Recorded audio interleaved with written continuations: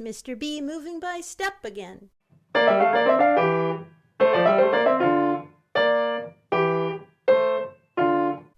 Well, hi there, it's me, Penny. Welcome back to my practice room. In this video, we're going to do a little tutorial on how to practice Bach's D minor Invention. That's the two-part Invention, number 4. And this is a fiery little piece, at least for me. I've played it a few times and I want to play it again soon. It's got a lot of spirit. It's like a little firecracker. This is hard to control, this one. And I think having a sense of what kind of character and personality you want to give the piece is vital. This is not something that is determined immediately upon opening the book and saying, I'm going to learn this piece today. It's something that happens over time as you first dig into the piece, perhaps by trying to sight read some of it with your pencil handy at the ready, marking in anything of interest, and then going back and working out fingerings and pedals and ornaments and all these things. It's as you go through that process that the character of the piece begins to solidify itself in your mind. A lot of that has to do, I think, with the meter, and this piece is in 3/8, which is reserved for pretty playful, lively things, I would say, most of the time anyway, and that is certainly how I choose to play this. And if we're going to get our musical airplane off the runway, so to speak, we need to ensure that the first note of contact on the keyboard is energized, and I think a good way to do that in this very opening of the piece, which begins with the main idea, is to come from above the key, to approach from above the keyboard. So many students play without coming off the keys, including at the beginning of the piece. They'll do this.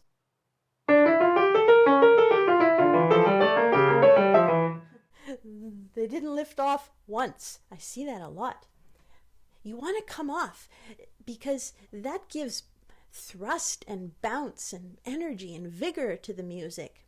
It's essential, even in a less animated piece.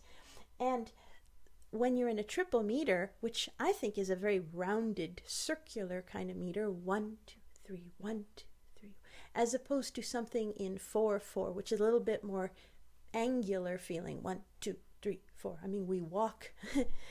Soldiers march, 1, 2, 1, 2, 1, 2. So soldiers don't march in 3, 1, 2, 3. You know, that's reserved more for skipping and dance, a waltz. So to get that vigor and that vortex swirling kind of gesture in your airplane off the runway with lots of muscle and engine and octane, come off the key. And so I'm just going to go through the piece talking about things that I notice. And this is the most important thing for the opening of the piece, is to make clear and energized contact with the keyboard.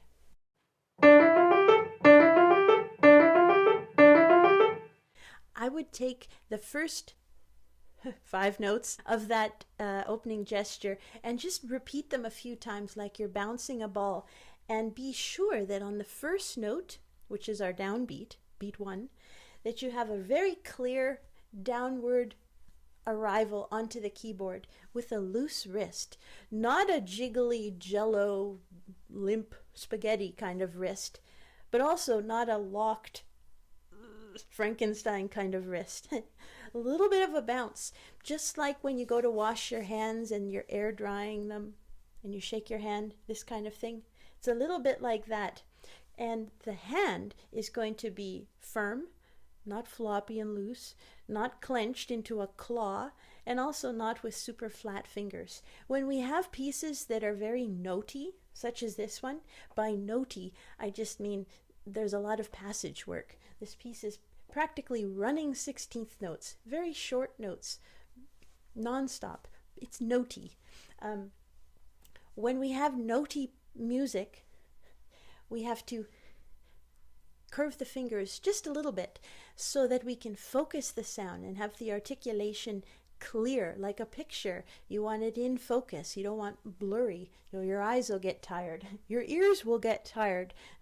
Trust me, with fuzzy, out of focus articulation. So by playing just those opening 5 notes coming from above, you can even do it without making a sound. Without making a musical sound. I'm making a tremendous thud. And then with a very clear push-off point on that first note. 1, 2, 3, 1, 2, 3. Think big 1 and small 2, 3. 1, 2, 3, 1, 2. And then just fit your arm and hand gesture, the toss of the hand, into that 1, 2, 3, 1, 2, 3. And try it at different tempi too. Try it at an extreme slow tempo, because you want to be able to feel the relative the gesture you have to make relative to the context of the tempo. And if you can fit your hand toss gesture into any tempo, you'll have a really good sense of how to use the body effectively. For instance, if I take a very slow tempo, 1, 2, 3, 1, 2, I'm gonna start my the time that I'm in the air is going to be longer. 1, 2, but it's still the same clear push-off point on the front. And faster. 1, 2, 3, 1, 2, 3, 1, 2, 3. Obviously, as you pick the tempo up, you have to your physical actions you have to plan for them. You have to initiate them sooner. You got to be alert, right? Which is why it's so important to do a lot of slow practice, especially when you're learning a new piece. And you can do this when the left hand then comes in 2 bars later with its statement of the main idea.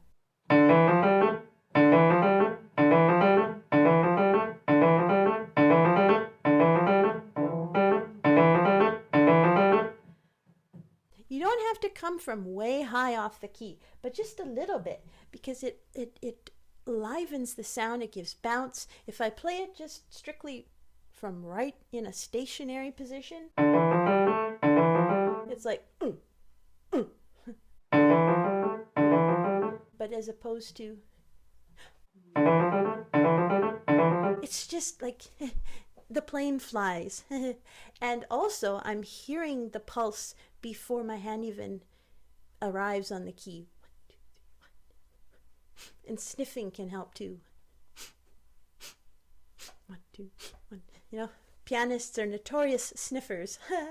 I used to love those scratch and sniff stickers. There were some really good ones that our grade 3 teacher used to pass out. Oh, there was the one that smelled like grape pop, and there was one that smelled like root beer. Oh, those were so much fun. But do sniff or breathe or move your body. Do whatever you need to do to feel the meter in your entire body and not just the fingers. So this is the general approach, and you can take pretty well any bar, because as I say, it's a notey piece. There's a lot of running 16th notes, and you can play the first 5 of those notes in any of these bars with the same idea in mind. I'm just going to pick a random bar. Let's pick 37, measure 40. This is the passage that goes, right? So you could take the right hand. 1, 2, 3, 1, 2, 3, 1, 2, 3. Do that a few times so that you have that nice clear initiation on the front, on the first note, and then take the next bar, same thing, the first 5 notes. That one is different. They're all a little bit different. That one is unique because it opens with a very wide interval of a 7th. A 7th E to D, and then descending by step. The previous one had a little descending 3rd. B flat to G, followed by movement by step. They're so full of variety. Here's 149 with entirely descending by step. It's this passage here, right at the end there. So that is one thing, because like dynamics, and we have less dynamics in Bach, to be sure, but with this rhythm and meter, this is not something to be added later on once we know the notes. You know, this has to be incorporated right from the get-go. And so that is probably the first thing that should be addressed as you're practicing this. Once you have those clear downbeats, then you can perhaps be listening for lightness in the rest of the notes of the bar. Because if your downbeats are stronger than the rest of those 16th notes, you can lighten them up. And we do that at the piano simply by playing lighter in the key. You know, if you more like in the tops of the key as opposed to playing all the way to the bottom. A good exercise to help develop finger sensitivity in the tips of your fingers would be to just take any note and just try to play it without making a sound. It's actually quite difficult. If you have a decent piano, it will probably be a little easier than if you have a malfunctioning piano. You want to have some resistance to the key so it pushes back a little bit when you push it down. This isn't the best piano, but it's decent, right? So you push a little bit with no sound because it takes control to do that. And then try pushing it a little bit more just so you begin to get a sound. And try to memorize in a tactile muscle memory sort of way how far you had to push the key, what that felt like, how much effort was involved. And then, you know, a little bit more.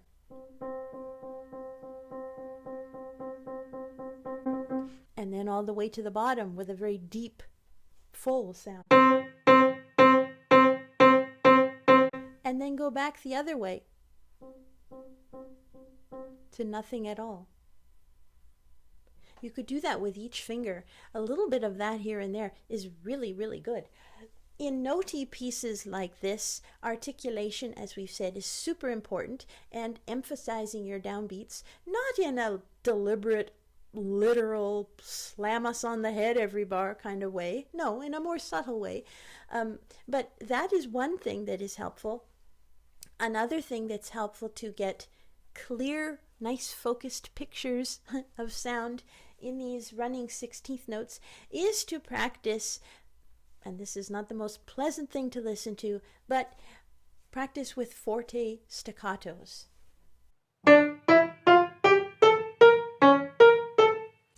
And when you play your staccatos like this, I had a teacher at Eastman who had me do a lot of what he called high finger practice, where you would, if I take a scale,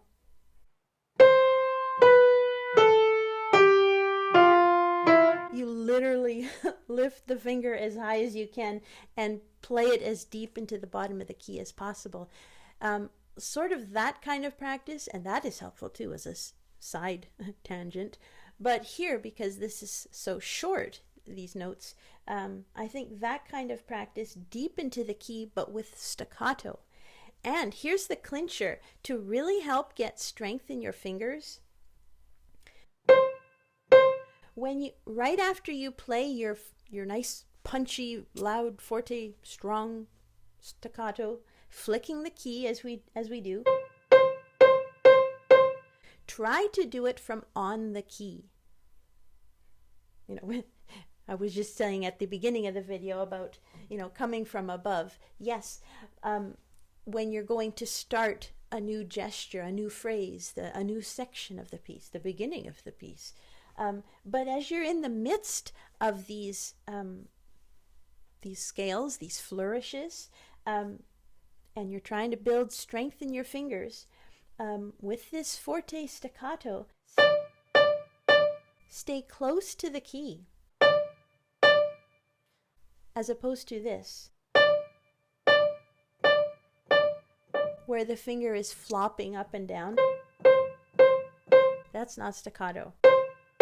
It's very difficult to, well, reasonably difficult. If you've never done it before, it will be quite difficult to play a staccato and remain on the key after you've played it. That takes some certain degree of strength.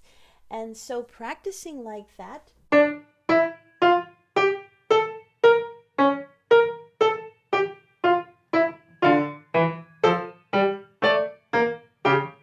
again, it's not the most pleasant thing to listen to.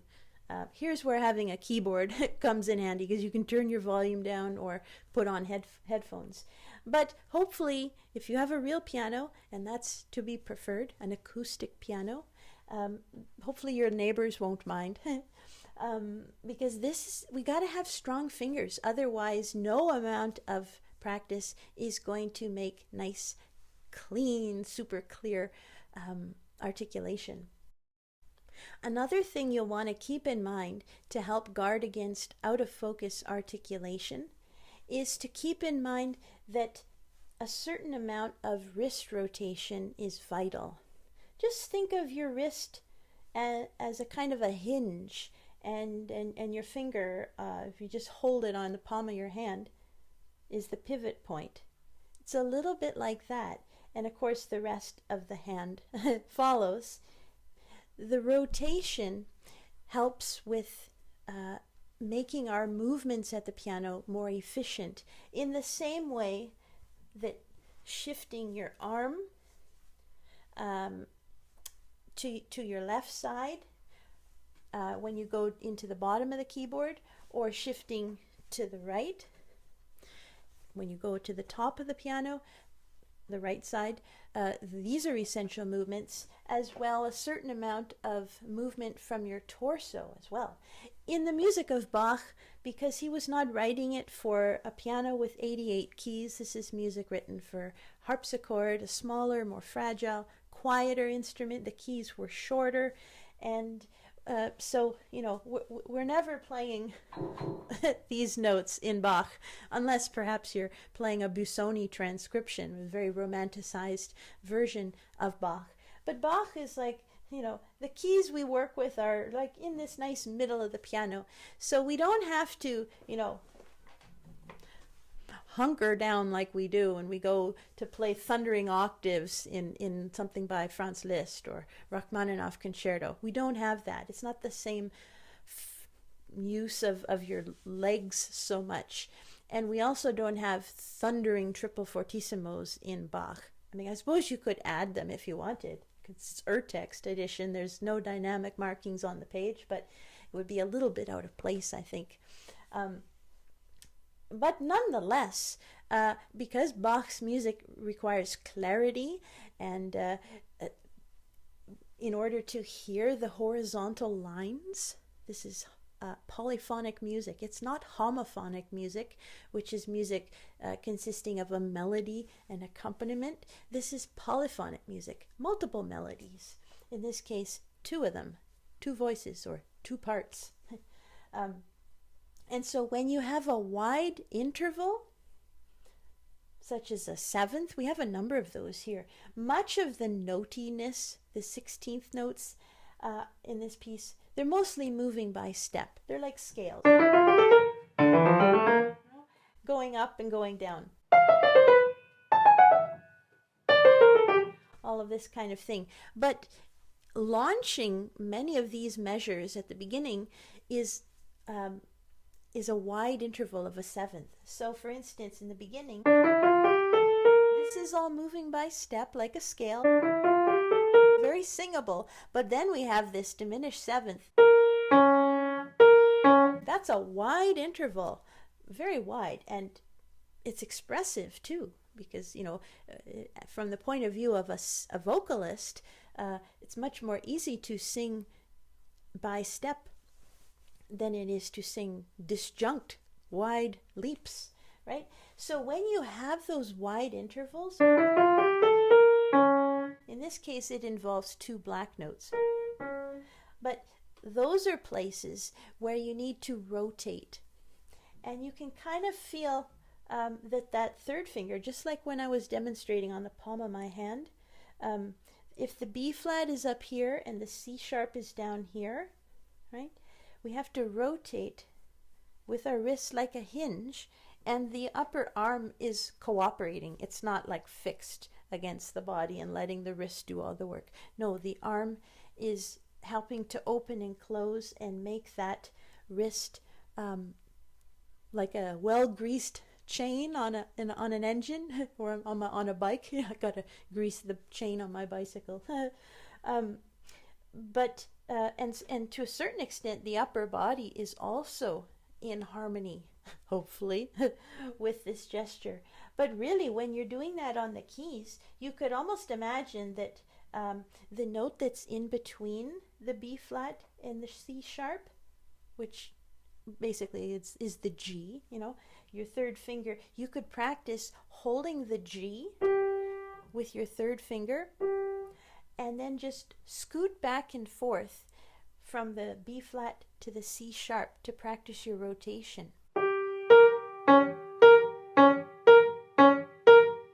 While keeping that middle note down. If I do it in the air like this,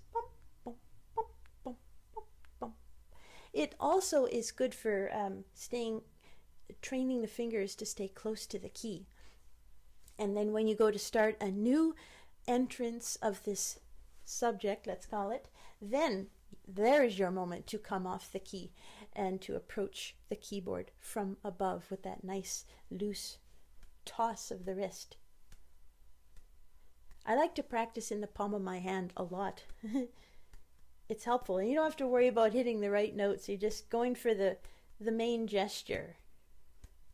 And if when you toss your hand like this on your palm, you're not hearing like little echoes like this, then perhaps there's some tension in there. If it's working like this, like one thud, then it could be that you're throwing your hand from your elbow. A lot of students do that. They say, I'm playing staccato. No, you're not. You're just lifting your arm from the elbow.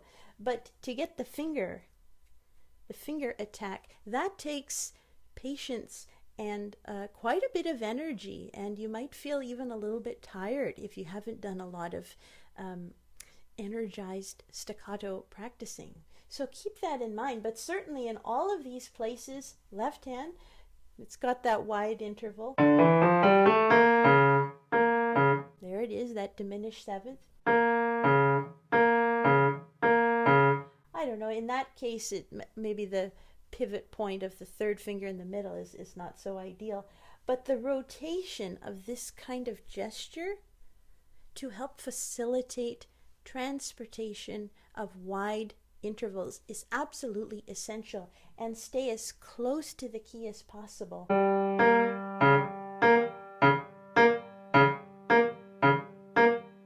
could still practice it like we did in the right hand, holding the middle note, the G, and then just nice strong staccato from the B flat to C sharp.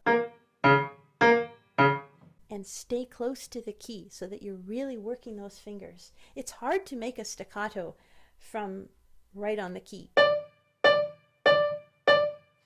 It's hard enough to do it at the start of the staccato from on the key, but it's even harder when you finish the staccato to not flop up in the air. Always avoid floppy fingers. Avoid this kind of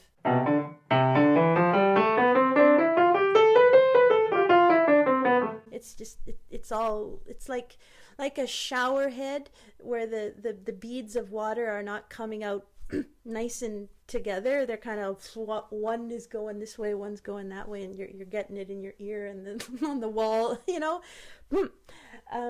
This is what we want, nice, clear, energized well articulated playing. Now, one of the challenges of this piece, it's no surprise, the trills. And there aren't a whole lot of them, but there are two in particular that are a little bit treacherous because they're long. And this is the right hand trill in measure 19, which extends to measure 21. That's 3 bars. As the left hand is doing. And then the left hand gets its turn with an even longer trill, and that one is at 29. So with these trills, we want them to decorate the music. We don't want them to sound like someone, when my teacher from years ago, she used to say, no Black & Decker trills. You know, the Black & Decker chainsaw? You know, you don't want your trills to sound like a chainsaw. You know? And I think it's just so ugly and just not aesthetically pleasing to have trills that are literally in time with the other hand, such as this. Oh, it's just turn the trill off, please, and let's just hear.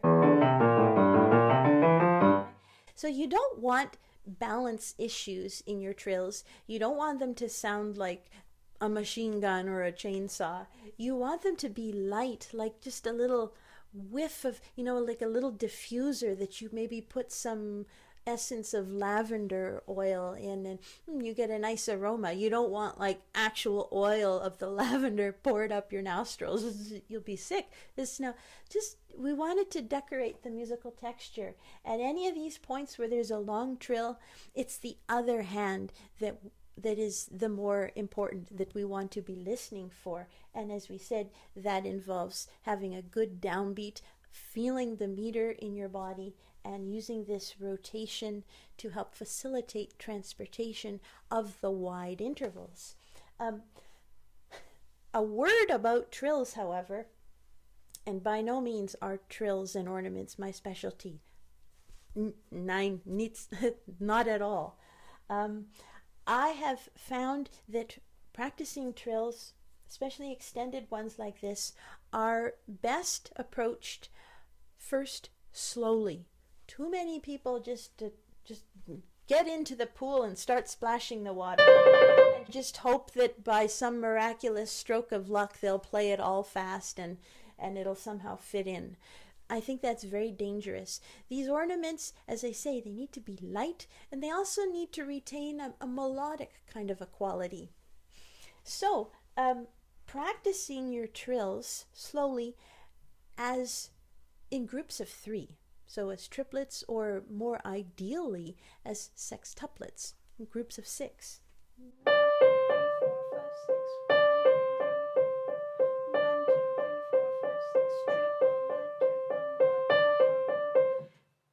With a very clear, almost like not an accent, because that's too aggressive in a word, but an emphasis of the front of each sextuplet.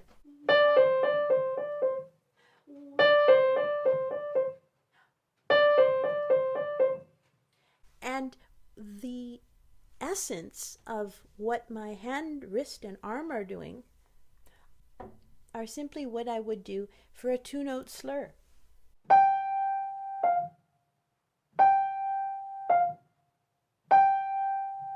In a 2-note slur, the first note is stressed, strong, and then the second note weak. Stress, release, ta-tum, ta-tum. And we create that by dropping from above on the first note and then coming out of the key with an upward gesture for the second note, as opposed to, again, like a lot of students do, staying fixed on the keyboard. It all sounds the same. But if you come from above,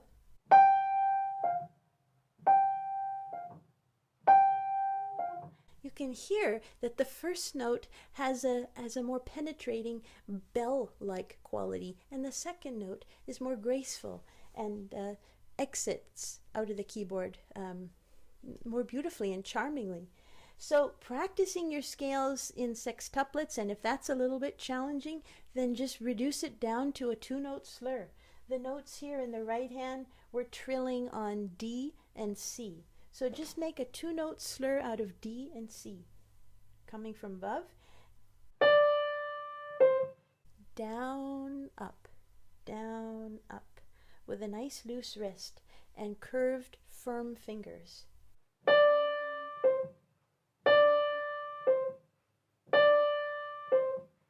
And then when you can consistently get the basket in the net on each of those tries with a nice stress, release, then pick up the tempo.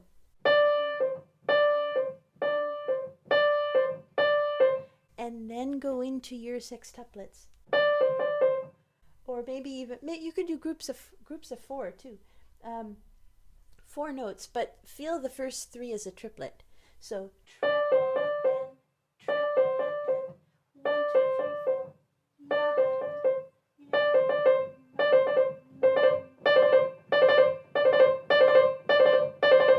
And then pick up the tempo and always maintain that clear point of contact at the beginning of the trill, the first note. It's so important. The initiation of your trills, getting firm footing and clear push-off point is probably the most important part of the trill, next to the exit of the trill. But the part in the middle, you know, once the plane's in the air, you just sort of let it fly. Now, in terms of the speed of these rotations, and this is a pretty fast piece, I'm going to show you on the screen here flicking or spinning of a coin. I got a Canadian dollar coin. It's called a loonie, and we got our queen on the back too, who's I wonder what our money will look like when we have King Charles on it. But anyhow, you can see the coin spin now, and how the speed of the spin slows down gradually until it then, you know, dwindles to nothing and just falls on the ground. I'm going to reverse that footage so that the coin speeds up. And hopefully that will look like what I'm trying to explain, because that is how I hear trills in these kinds of pieces where it's a long trill and needs to be sustained over activity in the other hand, is to hear it. It can't just go from nothing to complete speed. Everything has to get from point A to point B. And so you can let your trills kind of, the first few rotations are not nearly as fast as, you know, 6 or 7 of them later, because this is a fairly long trill. So something like where you start ya da da da da da da da, and then the plane, the airplane. I keep using the airplane analogy. The train, how about, picks up speed, you know. Actually, that's a good analogy. The locomotive, it takes a while to get that thing moving. This is like a condensed, sped up version of that, you know. So try not to think that your trill has to be at top speed right from the first note of the trill. No, it has to be organic, and it works up to that, albeit it happens in a fairly short period of time, but that is the idea. So probably in that first bar where we have this trill, 17, measure 19, the trill is a little bit under tempo, and then by the time you get to the next bar, it's pretty well at full tempo.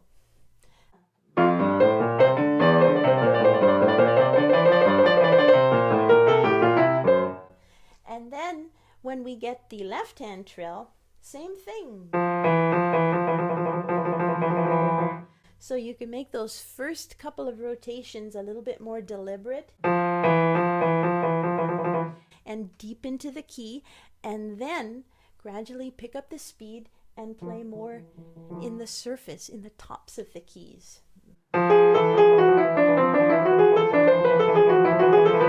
By the time you get to end of measure 30, 31, beginning of 32, it's at top speed. The top is spinning, the coin is spinning at full speed. And then you can kind of ease out of the trill. Now the same thing applies to exiting a trill as to initiating a trill, and that is we don't want a sudden drop from from top speed to absolutely nothing. I think you can ease out of a trill.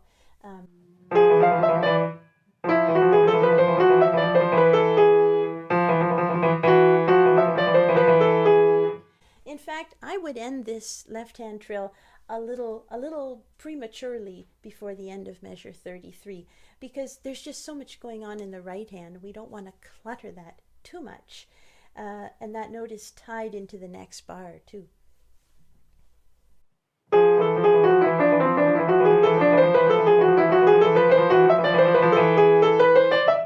Something like that, I think, is nice. To have that anchor of the E in the bass.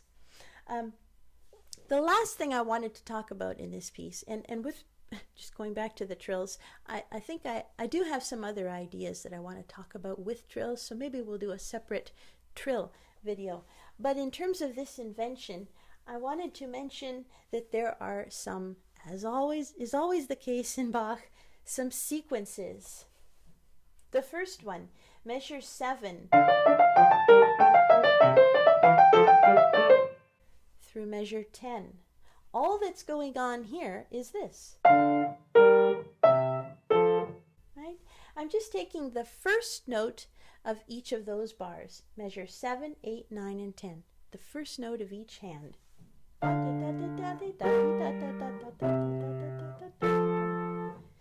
In my score, I penciled in a long double stem for each of those notes. And that's what I'm listening for. Those notes happen to be on the downbeat, so of course I'm giving them good thrust and swirl, hopefully a gesture with fullness. And I'm playing lighter in the key through the rest of those bars, so that we can hear.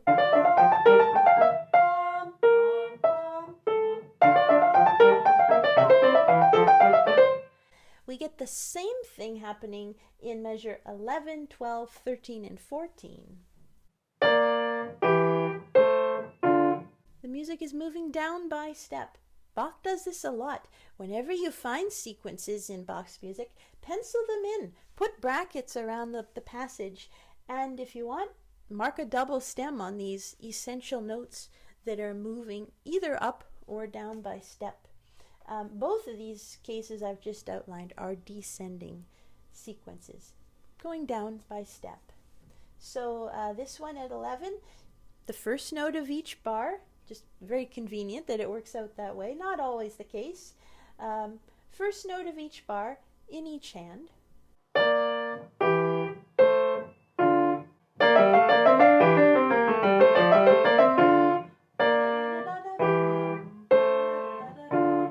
Right? So those are things you can listen for, and singing is an essential part of playing Bach's music.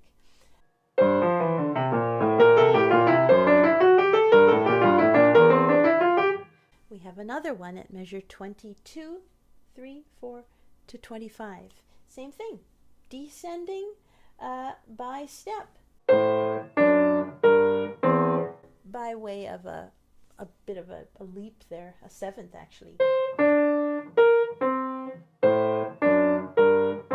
Right? And again, just the first note of each bar. But this theme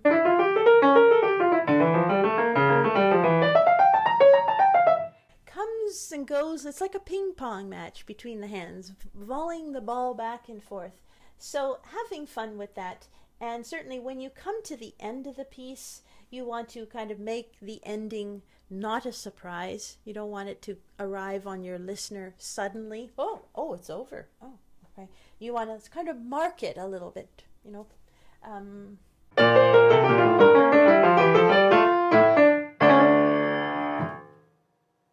And you could add a little mordant on the final note of the right hand. And when you play your mordents, emphasize the first note rather than the third note. We don't want 1, 2, 3, but rather push off on the front. Give more fullness of sound to the front of your mordent. You don't have to add one, but it's certainly appropriate in this music, and I think it's like putting a nice bow on the package. And as you go to approach that mordent, come off the key, because remember, as we saw in the beginning, by coming off the key, landing from above, it focuses the sound.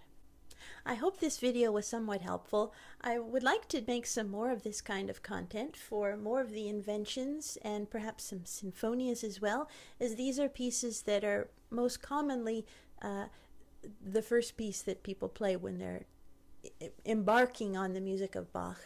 And so I think it's very important to have some new ideas to think about when playing this music. I thank you for watching and want to wish you well and happy practicing. We'll see you again soon for some more performances and teaching tips devoted to the music of Mr. B. Take care. We'll see you again soon. Bye-bye.